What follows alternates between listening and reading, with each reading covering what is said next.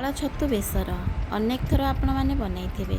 କେବେ ଏମିତି ବିନା ପିଆଜ ରସୁଣରେ ପାଳ ଛତୁ ବେସର ବନାନ୍ତୁ, ଦେଖିବେ ତା'ର ସ୍ୱାଦ ପୁରା ସବୁଠୁ ନିଆରା।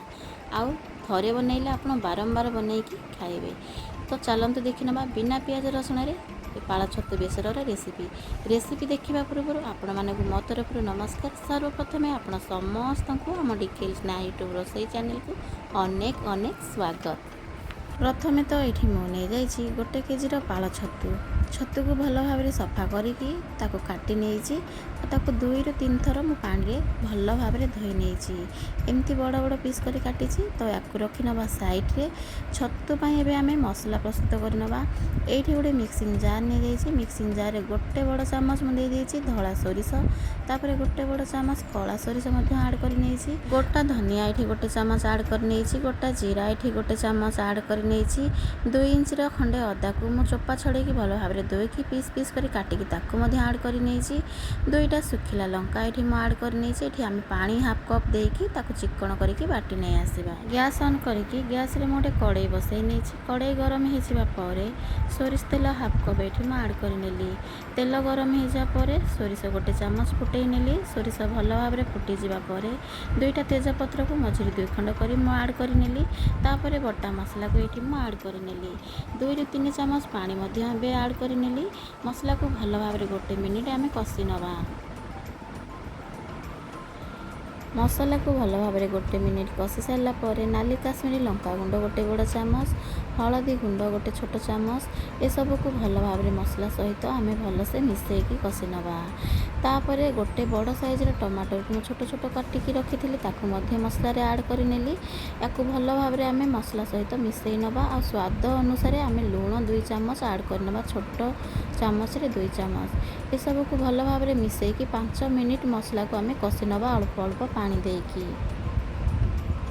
ମସଲାକୁ ଏଇଠି 3 ମିନିଟ୍ କଷିଲା ପରେ ଖଣ୍ଡେ ଆମ୍ବୁଲକୁ ମସଲାରେ ଆଡ଼୍ କରି ତାକୁ ମଧ୍ୟ ମିଶାଇକି ଭଲ ଭାବରେ ଆଉ 2 ମିନିଟ୍ କଷି ନେବା। ଏଇଠି କମ୍ପ୍ଲିଟ୍ 5 ମିନିଟ୍ ମସଲାକୁ ପୁରା କଷି ସାରିଲା ପରେ ଦେଖନ୍ତୁ କେତେ ବଢ଼ିଆ ତେଲ ରିଲିଜ୍ ହେଇଛି ମସଲାରେ। ଏବେ ମସଲାଟା ଆମର ପରଫେକ୍ଟ ହେଇଯାଇଛି। ଏବେ ଆମେ କାଟିକି ରଖିଥିବା ଛତୁକୁ ମସଲାରେ ଆଡ଼୍ କରି ନେବା। ଆଉ ଗ୍ୟାସ୍ର ଫ୍ଲେମ୍କୁ ପୁରା ହାଇ ସ୍ପିଡ଼୍ରେ ରଖି ଛତୁକୁ ଭଲ ଭାବରେ ମସଲା ସହିତ ମିଶାଇକି କଷି ନେବା। ଏଠି ଭଲ ଭାବରେ ମିଶାଇକି କଷିଲା ପରେ 1 ମିନିଟ୍ ଆମେ ତାକୁ ଘୋଡ଼େଇ ନେବା ହାଇ ଫ୍ଲେମ୍ରେ ଗ୍ୟାସ୍କୁ ରଖିକି। 1 ମିନିଟ୍ ହେଇସାରିଲା ପରେ ଆପଣମାନେ ଦେଖିପାରୁଥିବେ ଛତୁରୁ କେତେ ବଢ଼ିଆ ପାଣି ରିଲିଜ୍ ହେଇଛି। এই ପାଣି ଭଲ ଭାବରେ ଶୁଖା ହେବା ପର୍ଯ୍ୟନ୍ତ ଆମେ ତାକୁ ଏମିତି ଗ୍ୟାସ୍ର ଫ୍ଲେମ୍କୁ ହାଇରେ ରଖି କଷି ନେବା।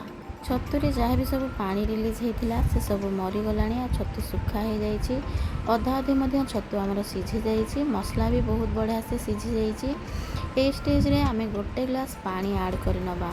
ଆପଣମାନଙ୍କର ଯଦି ଛତୁରେ ଝୋଳ ଖାଇବାକୁ ପସନ୍ଦ ଆପଣମାନେ 2 ଗ୍ଲାସ୍ ପାଣି ଆଡ଼୍ କରିବେ, ନାଇଁ ତ 1 ଗ୍ଲାସ୍ ଆଡ଼୍ କରିବେ।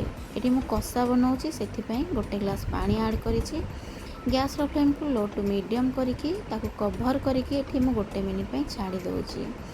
ଏଇଠି 1 ମିନିଟ୍ ପରେ 2ଟି କଞ୍ଚା ଲଙ୍କାକୁ ମଝିରୁ ଚିରା ଲଗେଇକି ମୁଁ ଆଡ଼୍ କରିକି ତାକୁ ଭଲ ଭାବରେ ଏବେ ପାଣି ଶୁଖା ହେବା ପର୍ଯ୍ୟନ୍ତ ମୁଁ କଷି ନେଉଛି।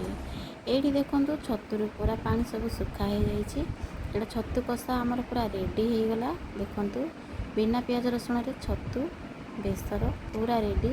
ବାସ୍ନା ତ ବହୁତ ବଢ଼ିଆ ଆସୁଛି। ତ ୟାକୁ ଏବେ ଗ୍ୟାସ୍କୁ ବନ୍ଦ କରିନେବା, ତଳକୁ ଓହ୍ଲେଇକି ପ୍ଲେଟ୍କୁ ସର୍ଭ କରିନେବା। ଆପଣମାନଙ୍କୁ ଦେଖାଉଛି, ଦେଖନ୍ତୁ କେତେ ବଢ଼ିଆ ଦେଖାଯାଉଛି ଛତୁ ବେସର। ତ ଚାଲନ୍ତୁ ଏବେ ଆମେ ତଳକୁ ଓହ୍ଲେଇ ନେବା।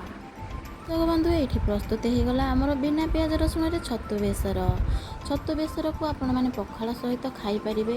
ଆଉ ଗରମ ଭାତ ତରକାରୀ ସହିତ ସାଇଡ଼୍ରେ ୟାକୁ ନେବେ। ବହୁତ ବଢ଼ିଆ ଟେଷ୍ଟ ୟାର। ଦେଖନ୍ତୁ କେତେ ଲଟପଟା ଦେଖାଯାଉଛି ଆଉ ବହୁତ ବଢ଼ିଆ ହେଇଥିଲା। ଟେଷ୍ଟ ତ ଜବରଦସ୍ତ ଥିଲା। ତ ଚାଲନ୍ତୁ ଆପଣମାନଙ୍କୁ ଯଦି ଏ ରେସିପିଟି ଭଲ ଲାଗିଥିବ ତାହେଲେ ଗୋଟିଏ ଲାଇକ୍ କରିଦେବେ। ରହୁଛି ନମସ୍କାର, ଜୟ ଶ୍ରୀକୃଷ୍ଣ, ରାଧେ ରାଧେ।